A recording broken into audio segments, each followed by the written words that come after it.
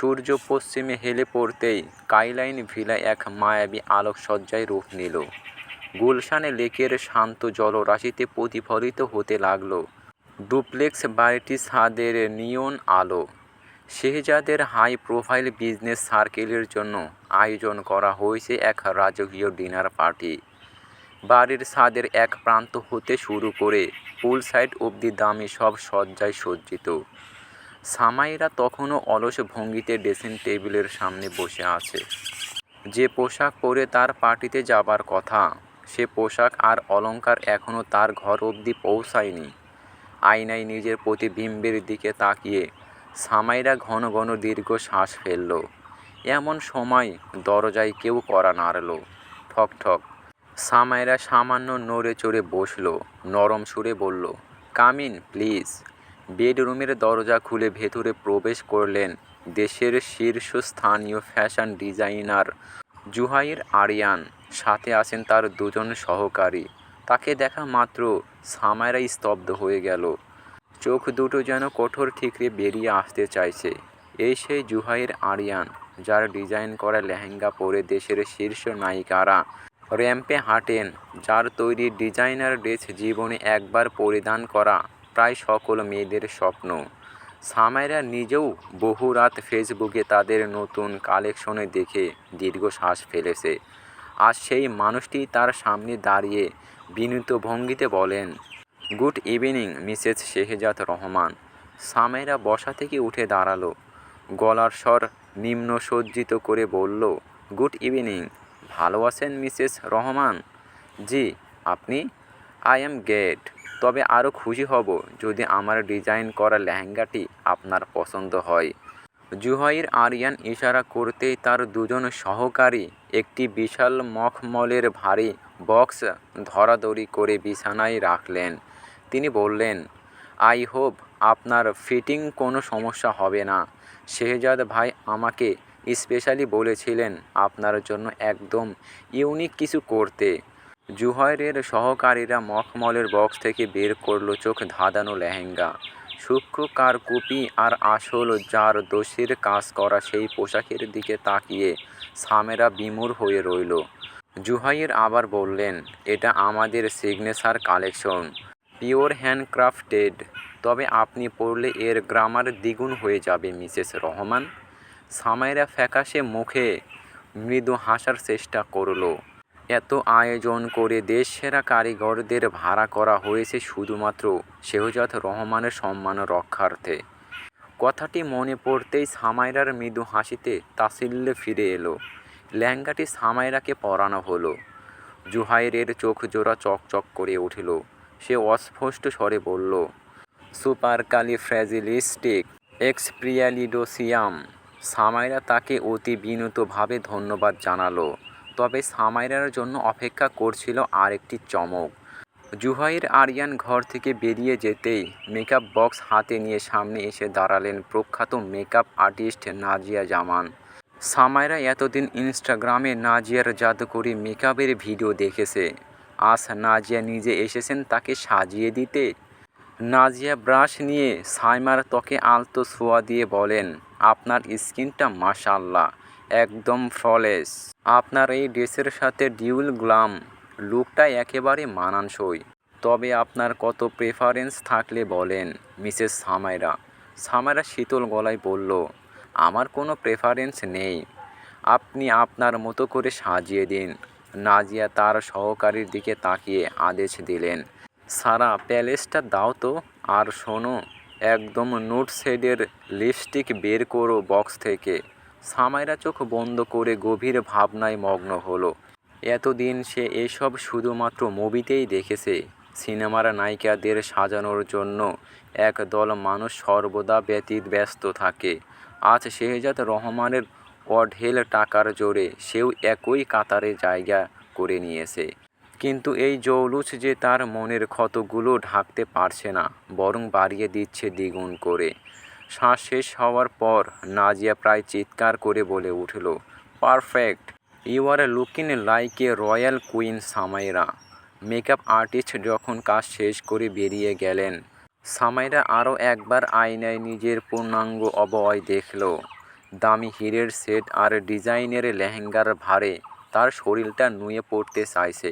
হালকা মেকআপ আর দামি পারফিউমের ঘ্রাণে সে তার পুরনো সত্তাকে খুঁজে পাচ্ছে না। নিজেকে বড্ড অচেনা লাগছে। সহসা শেহজাদের সকালের সেই অবজ্ঞাসূচক কথাগুলো বিষাক্ত তীরের মতো তার কানে বাজতে লাগলো। সস্তা মধ্যবিত্ত আচরণ করবে না। সামাইরা বুক ভরে শ্বাস নিয়ে রুমের দরজা খুলল। করিডোর পার হয়ে সিঁড়ির মাথায় গিয়ে দাঁড়ালো সে। গোটা ছাদে জুড়ে তখন আলোর রোশনাই আর উচ্চবিত্তের কোলাহল। সে ধীরে পায়ে সিঁড়ি ডেঙ্গে উপরে উঠতে শুরু করলো, যেন এক সাজানো পিঞ্জরের রাজহাঁস অজানার উদ্দেশ্যে যাত্রা করছে। পুলের চারপাশে আভিজাত্যের মেলা বসেছে। চারদিকে শুধু দামি পারফিউমের ঘ্রাণ, নামি ব্র্যান্ডের শুজ আর সিল্কের শাড়ির খসখসানি। ওয়েটাররা দম ফেলার সুযোগ পাচ্ছে না। ট্রেতে করে দামি অ্যালকোহল আর ককটেল নিয়ে এদিক সেদিক ছোটাছুটি করছে। শেহজাদ এক কোণে দাঁড়িয়ে তার বিজনেস পার্টনারদের সাথে হাসি মুখে কথা বলছে। পরনে কুচকুচে কালো রঙের ভেলভেট টাস্টিডো, চুলে নিখুঁত সেটিং। সামাইরা লক্ষ্য করল তার সামনের কয়েকটি চুল বাদামি রঙের হাইলাইট করা হয়েছে। তাকে দেখতে লাগছে হলিউডের নায়কদের মতো। অথচ বোঝার উপায় নেই এই লোকটার ভেতরে এক পাহাড় সমান রুক্ষতা বাস করে। সামাইরাকে দেখা মাত্র পুরো ছাদের কোলাহল স্মিত হয়ে এলো। শেহজাদের চোখও সামাইরার উপর স্থির হলো। এক মুহূর্তের জন্য তার পাথুরে হৃদয়ও সামাইরার সৌন্দর্যের উত্তাপে গলে গেল। তবে তা এক মুহূর্তের জন্যই। পরক্ষণে সে নিজেকে সামনে নিয়ে এগিয়ে গেল সামাইরার দিকে। সবার সামনে সামাইরার কোমরে হাত রেখে খুব নরম গলায় বলল, ladies and gentleman, meet my wife Samaira Rahman.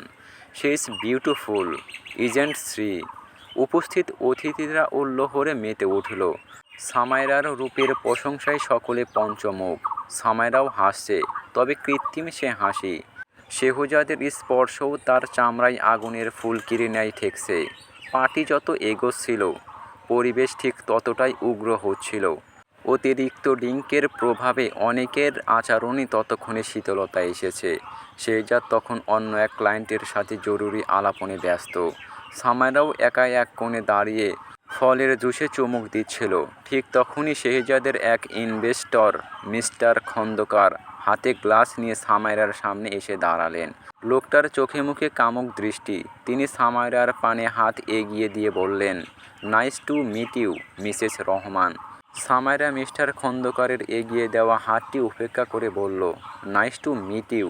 Mister Khandakar সামান্য হেসে বললেন, ভাবি বোধহয় কথা কম বলেন। এত কম কথা বললে কিন্তু চলবে না ভাবি, অনেকেই মনে মনে ক্ষুব্ধ হবেন। চলুন এক রাউন্ড ড্যান্স হয়ে যাক। সামাইরা হাসি মুখে বলেন, দুঃখিত, আমি নাচতে পারি না। খন্দকার সামান্য ঝুঁকে এসে বলেন, আমি শিখিয়ে দেব ভাবি। চিন্তা কিসের, শুধু মিউজিকের তালে তালে শরীর দুলাবেন। ওই দেখুন আপনার ভাবি আমার এক কলিগের সাথে কিভাবে শরীর দুলিয়ে নাচছে। সামাইরা দেখল মিস্টার খন্দকারের স্ত্রী একজন আগ্নস্তকের সাথে অন্তরঙ্গ অবস্থায় নাচছে। লোকটি মহিলাটির গায়ে বিভিন্ন স্থানে বাজে স্পর্শ করছে। সামাইরার গা গুলিয়ে বমি এলো। তবুও কণ্ঠস্বরে ভদ্রতা বজায় রেখে বলল, আমি নাচব না, এক্সকিউজ মি। কিন্তু লোকটা নাছোড়বান্দা। সে এবার জোর করে সামাইরার হাতে একটা ককটেল গ্লাস ধরিয়ে দিতে চাইল। আরে ভাবি, একটু ট্রাই করেই দেখুন। এইসব হাই সোসাইটি পার্টিতে একটু একটু ড্রিঙ্ক না করলে, কোমর না দুলালে কি আর আভিজাত্য বেঁচে থাকবে? একবার গ্লাসে চুমুক দিয়েই দেখুন, নাচের অফারটা ফেরাতে পারবেন না। মিস্টার খন্দকার সামাইরার হাত ধরার চেষ্টা করতেই সে ভয়ে পিছিয়ে গেল। তার চোখে মুখে আতঙ্ক স্পষ্ট। ঠিক সেই মুহূর্তে একজোড়া বলিষ্ঠ হাত সামাইরার কোমর জড়িয়ে ধরল এবং অন্য হাত দিয়ে মিস্টার খন্দকারের বাড়ানো গ্লাসটা সরিয়ে দিল। শেহজাদের কণ্ঠস্বর শোনা গেল এক টুকরো হিমেলের ন্যায়, মিস্টার খন্দকার, আপনি বোধহয় ভুলে গেছেন সামাইরা আমার স্ত্রী। তার ড্যান্স পার্টনার হিসেবে আমি একাই যথেষ্ট এবং সব সময় আমি যথেষ্ট থাকব। আশা করি আমার কথার মূল্যভাব আপনি বুঝতে পেরেছেন। Now focus on your drinks. Mr Khandakar থতমত খেয়ে পিছিয়ে গেলেন। আমতা আমতা করে বললেন, মিস্টার রহমান, আসলে আমি শেহজাদ তার কথা শেষ হবার আগেই থামিয়ে দিল। এরপর সামাইরাকে ড্যান্স ফ্লোরের মাঝখানে নিয়ে গেল। সাথে সাথে ব্যাকগ্রাউন্ড মিউজিক পরিবর্তন হয়ে গেল। একটি ধীর গতির সফট রোমান্টিক মিউজিক বাজতে শুরু করলো। শেহজাদ সামাইরার হাত নিজের কাঁধে রাখল এবং অন্য হাত তার নিজের দেহের সাথে মিশিয়ে নিল। সামাইরা কৃতজ্ঞতার স্বরে বলল, ধন্যবাদ আমাকে এই পরিস্থিতি থেকে বাঁচানোর জন্য। শেহজাদ সামাইরার কানের কাছে মুখ নামিয়ে আনল। তার উত্তপ্ত নিঃশ্বাস সামাইরার ঘাড়ে আছড়ে পড়ছে। সে তাচ্ছিল্য মিশিয়ে বলল, ধন্যবাদ দেওয়ার কিছু নেই। ওটা স্রেফ সৌজন্য ছিল, ভালোবাসা নয়। সামাইরা আহত চোখে তার দিকে তাকালো। রাগান্বিত স্বরে বলে বসল, আপনি কি জানেন চুলে রং করাতে আপনাকে বানরের মতো লাগছে? এ কথা বলে সামাইরা নিজেকে শেহজাদের বাহু থেকে ছাড়িয়ে নিতে চাইল। শেহজাদ আরও শক্ত করে তাকে জাপটে ধরল। দাঁত কিরমিরিয়ে ধমকের সুরে বলল, ছাড়ার চেষ্টা করো না, সবাই দেখছে। সামাইরা, ভুলে গেছো সকালে কি বলেছিলাম? হ্যাপি কাপলের নাটকটা নিখুঁত হতে হবে। ভুলে যেও না তোমার ইমেজের সাথে আমার স্ট্যাটাস জড়িয়ে আছে। Dance with me. উপস্থিতি সকলে তাদের দিকে তাকিয়ে তালি দিচ্ছে। সবাই ভাবছে কত সুখী দাম্পত্য। তারা একে অপরের সাথে মিশে গিয়ে নাচছে। অথচ দুজনের মাঝখানে দাঁড়িয়ে আছে এক বিশাল পর্বত সমান দূরত্ব। পর্দার ফাঁক গলে রোদ্দুর সাইমার চোখে মুখে আছড়ে পড়তেই তার ঘুম ভেঙে গেল। হাই তুলে উঠে বসল সে। তার পাশে শেহজাদ নেই। গতকাল রাত্রে বালিশ দিয়ে তৈরি করা বিড়াজাল এখনও অক্ষত আছে। অনাকাঙ্ক্ষিত স্পর্শ এড়াতে এই ব্যবস্থা নেওয়া হয়েছে। চোখ পিট পিট করে সামাইরা দেয়াল ঘড়ির দিকে তাকালো। 9টা বাজে। বেলা অনেক গড়িয়েছে। শেহজাদ সম্ভবত তার অফিসের উদ্দেশ্যে বেরিয়ে গেছে। আচ্ছা, মানুষটা কি লৌহ মানব? বিশ্রাম নামক শব্দটা কি তার অভিধানে নেই? রাত ভরে পার্টি করে সকাল হতে না হতেই ফুরুত। কাজের নেশায় সর্বদা মশগুল। সামাইরা ফ্রেশ হয়ে অতি সাবধানে একটি সুতি শাড়ি পরে নিচে এলো। সুফিয়া রহমান তখন লিভিং রুমে এক কোণে বসে চশমা চোখে দিয়ে সংবাদপত্র পড়ছিলেন। পাশের ছোট্ট টেবিলটায় রাখা চায়ের এক কাপ থেকে উষ্ণ ধোঁয়া বেরোচ্ছে। সামাইরাকে দেখা মাত্রই ওনার মালন মুখে এক চিলতে হাসি ফুটে উঠল। ঘুম ভেঙেছে মা? রাতে বেশ ধকল গিয়েছে তোমার ওপর দিয়ে। শরীর ঠিক আছে তো? সামাইরা মিষ্টি করে হেসে বলল, জি মা, আমি ঠিক আছি। আপনি নাস্তা করেছেন? সকালে আমার তেমন আয়োজন করে নাস্তা করা হয় না। 1 কাপ চা আর 2টো বিস্কুট খেলেই সই। পুরনো অভ্যাস। সামাইরা কিছুটা ইতস্তভাবে জিজ্ঞাসা করল, উনি কি বেরিয়ে গেছেন? কে? শেহজাদ? ও তো আরও সকালে 1 কাপ চা কফি গিলে বেরিয়ে গেল। তোমাকে বলে যায়নি? সামাইরা নত মাথা ঝাঁকালো। দেখো কাণ্ড, তোমায় না বলে বেরিয়ে গেছে। 28 বছরের দামড়া যুবক, এখনও বোধশক্তিহীন, কাজ ছাড়া কিচ্ছু বোঝে না, আস্ত গাধা একটা। এ কথা বলে সুফিয়া রহমান দীর্ঘশ্বাস ফেললেন। সামাইরা এবার শাশুড়ির দিকে সরে বসল। তার হাত নিজের হাতের মুঠোয় পুরে বলল, মা, আমি একটা কথা ভাবছিলাম। সুফিয়া জিজ্ঞাসু চোখে শুধালেন, কী কথা রে? আজ দুপুরে রান্নাটা যদি আমি করি? ও মা, তোমার রান্না করতে হবে কেন? বাড়িতে এত বাবুর্চি আছে, ওরা সব রান্না করতে পারে। তাছাড়া তুমি নতুন বউ, এসব করার কোনো প্রয়োজন নেই। সামাইরা অনুনয় করে বলল, বিশ্বাস করুন মা, এভাবে হাত পা গুটিয়ে বসে থাকতে আমার দম বন্ধ হয়ে আসছে। মধ্যবিত্ত ঘরের মেয়ে তো, কাজ না করলে শরীরটা কেমন যেন অচল হয়ে যায়। তাছাড়া বাবা বলতেন, অলস মস্তিষ্ক নাকি শয়তানের কারখানা। এভাবে বসে থাকলে আমার মস্তিষ্কটাও কারখানা হয়ে যাবে। ছেলের বউয়ের মুখে এমন কথা শুনে হো হো করে হেসে উঠলেন সুফিয়া রহমান। বলেন, আচ্ছা ঠিক আছে, কতকাল হলো ঘরোয়া খাবার খাইনি।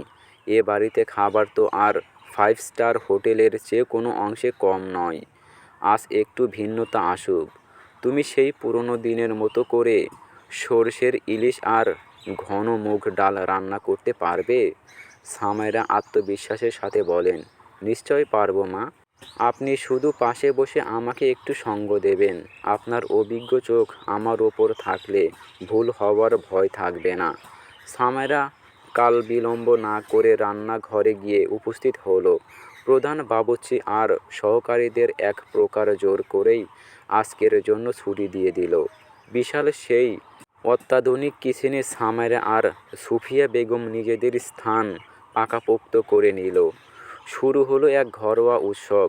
এই আধুনিক হেঁসেলে চুলা জ্বালানো থেকে মশলা বাটা সবই হয় মেশিনে। তবে সামাইরা পুরনো গ্রাম্য পদ্ধতি বেছে নিল।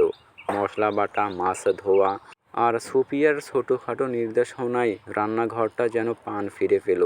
সামাইরার সাবলীল কর্মচাঞ্চলতা দেখে ক্রমশ মুগ্ধ হতে লাগলেন সুফিয়া। সরিষার তেলের ঝাঁঝালো ঘ্রাণ তখন চারিদিকে ছড়িয়ে পড়েছে। সুযোগ বুঝে সামাইরা অতি সাবধানে একটি প্রশ্ন ছুড়ে দিল। মা, একটা কথা জিজ্ঞাসা করব? কিছু মনে করবেন না তো? সুফিয়া ইলিশ মাছের গায়ে নুন হলুদ মাখতে মাখতে বললেন, বলো মা, মনে করার কি আছে? এখন তো তুমি আমার মেয়ে। আপনি বলেছিলেন আপনার স্বামী আপনাদের ত্যাগ করে চলে গিয়েছিলেন। অভাবের সাথে আপনারা যুদ্ধ করেছেন। এত কিছুর পরেও ওনার পরিবার পরিজনদের সাথে আপনাদের এত ভালো যোগাযোগ আছে কিভাবে? সুফিয়া বেগম থামলেন। ওনার দৃষ্টি জানালার ভেদ করে সুদূরে আকাশে নিবদ্ধ হলো। যেন বহুকাল আগে কোনো ধুলো মাখা স্মৃতি হাত ছাড়াচ্ছেন তিনি। ধীর গলায় বললেন, শেহজাদের দাদা ছিলেন অত্যন্ত ন্যায়পরায়ণ মানুষ। নিজের ছেলের এমন জঘন্য অন্যায় তিনি মেনে নিতে পারেননি। তাই মৃত্যুর আগে ধানমন্ডির সেই পৈতৃক বাড়িটা সুকৌশলে আমার নামে লিখে দিয়ে গিয়েছিলেন। তিনি চেয়েছিলেন আমাদের মাথার ওপর যেন অত্যন্ত নিরাপদ ছাদ থাকে। ধানমন্ডির সেই বাড়ি থেকে শুরু হয়েছিল আমাদের রহমান। বন্ধুরা, তোমরা একটু পড়ে নিও প্লিজ।